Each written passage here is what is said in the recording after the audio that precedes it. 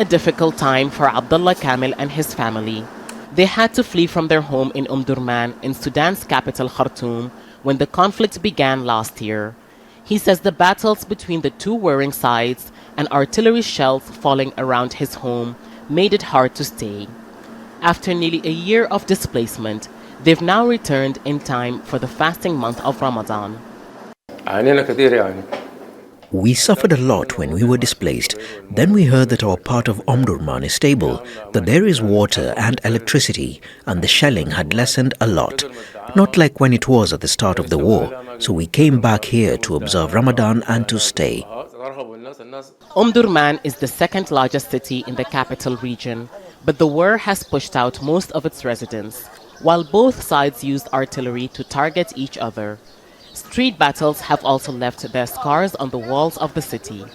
The Rapid Support Forces took over large parts of Omdurman during the first few months of the conflict. The Sudanese army has been slowly recapturing ground from the paramilitary group in the past few months. The UN has called for the warring parties to observe a ceasefire during Ramadan for civilians to be able to tend to their needs, but the fighting continues. While some families have returned to parts of Omdurman, life is still not back to what it was before fighting began. Basic services such as running water and electricity are still cut off in some parts of the city, and the sounds of heavy artillery are constant around the capital. Despite that, families are gradually returning as the army continues to regain more territory from the RSF. And some have not been able to leave since the conflict began. This communal kitchen in what's known as the Old Omdurman area has been serving food for those who couldn't leave. When Ramadan started, it began serving iftar meals to break the fast. We used to really struggle to get vegetables to feed people.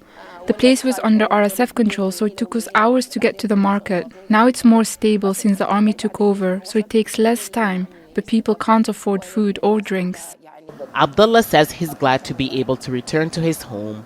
He says he hopes other parts of Omdurman also see stability so that other families can return not just for Ramadan, but to rebuild their lives once again.